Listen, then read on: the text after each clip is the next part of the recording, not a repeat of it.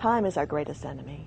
All organic materials decay over time, and our role is to make sure that they last the longest possible amount of time and are as useful as possible for exhibits, for research, and also for digitization projects. So, is it an option to transform the whole library into digital information? You can certainly digitize absolutely everything, just as you could microfilm. All these versions are copies, and they don't contain precisely the same information. So, a digital picture of a map, or a digital picture of a book, in your opinion, is not the same. When we go down and look at some of our early documents, and we look at them at the molecular level, what we find are fingerprints, DNA from the people who used them. We may find additional information hidden underneath old ink, old copies. We recently found in one major document that in the draft of the Declaration of Independence that the word subjects had been crossed out and the word citizens had been written over by Thomas Jefferson. Probably thinking still in terms of subjects of the king, and going for a much more modern democratic usage. Exactly. So, how do you go about 144 million items, as you said? How do you keep them? Every year, one of the things we do is we look at 500,000 items to see what condition they're in, and then we make decisions based on the value of the materials, and that the curators decide the value. We decide the risks to the materials.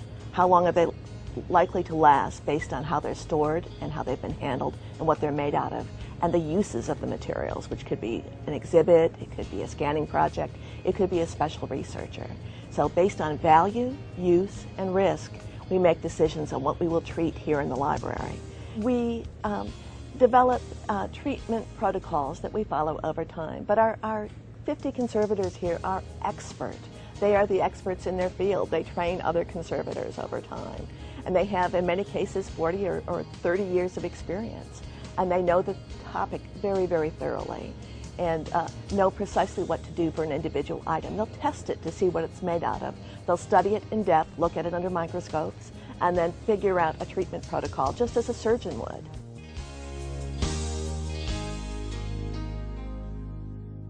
What do we have, Alan?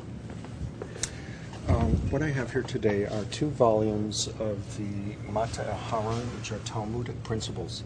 These texts were printed in Salonika, Greece in 1819 and 1820 on what was at that time the most important Hebrew press in the world. In Greece? In Greece, yes, Sephardic community.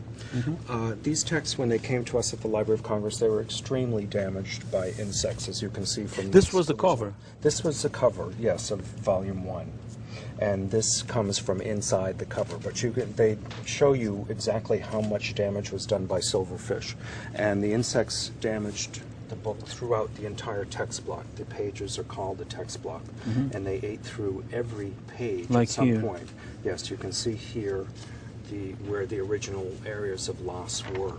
So all of these holes had to be filled by hand using an eyedropper and a very, very dilute solution of paper pulp. So you reconstructed the cover, yes. And this too? Yes, because these were the only remnants of the covers, they weren't strong enough to use again to protect the text block. So we had to reproduce them using these examples of the art.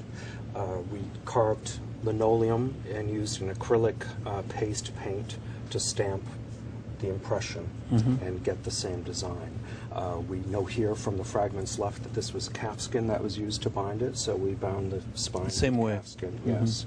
Prior to that, the text block was resewn using a very flexible structure, so it opens very nicely. And one of the curious things about this was that we found, with the number of holes in the cover, we could see that there was other print material inside the covers. And inside the covers? Yes. So what, to make volume? Yes, to make a laminated cover, a hard cover. And so after soaking them and separating the sheets, we found that this print material was from other books printed on the same press at the same time. It's an early example of recycling paper, actually. So they were actually using pages from another book to do the cover of a book. Pages glued together to make a cover. Right. Thank you much. You're welcome. Need your full name? Jennifer Wade.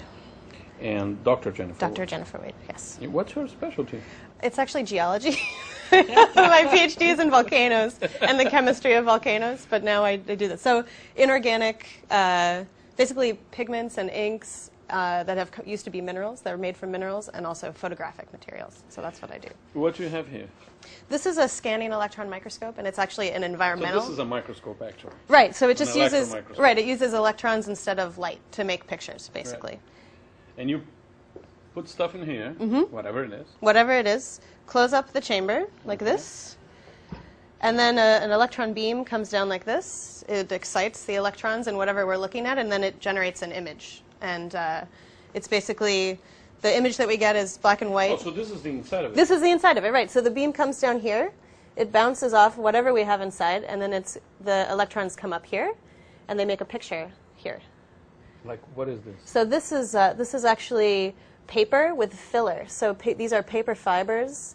Those are the fibers? Yeah, these are the fibers. And then this is like the clay, you know, and like it's recycled paper. So it's got a lot of chalk and clay and stuff sort of. To hold it together. Yeah, to hold it together. And then this is actually a piece of carbon tape that I was looking at the other day. So that's what the pictures look like. And basically, things that are like heavier elements, like lead and iron, are very white, and things that are lighter, like carbon and aluminum, are dark, like black. So that's how the picture. That makes the contrast. So that's how we see. So here you have one picture. This is It's a manuscript. It's a drawing. Muslim, Yep. Arabic manuscript. Muslim, it is. Right? It's Arabic, and it's from the 16th century. It's actually of constellations. So that's a constellation. It might be Orion, actually. And the one of the conservators came to us, and she was worried because the foot right here is turning black. It should be white, but it was turning black, and she asked me to figure out why it was turning black. And so we can put it right inside the machine, and this is the picture that the electron microscope makes, right? And so we're going to kind of zoom in to the feet, and what I can do is I can make a little elemental map of the foot. I can tell the instrument, well, tell me what elements are there on the foot. So it takes a picture, and it basically maps out all the different elements. And what we found was that the foot is actually made of lead. So I get this little. The painting is lead. Yes, it's lead. It's a lead. It's a lead paint, lead-based paint. Right, and this is very common. Whites are often titanium or lead, and so now I can go back to the conservator, and she knows how to treat it to take the black away and basically make it white again. So that's once she knows it's lead. Once she knows it's lead, right. Before she didn't know how to treat it. She didn't know what it was, what the problem was. So now that she knows that it's lead, she knows what she needs to do.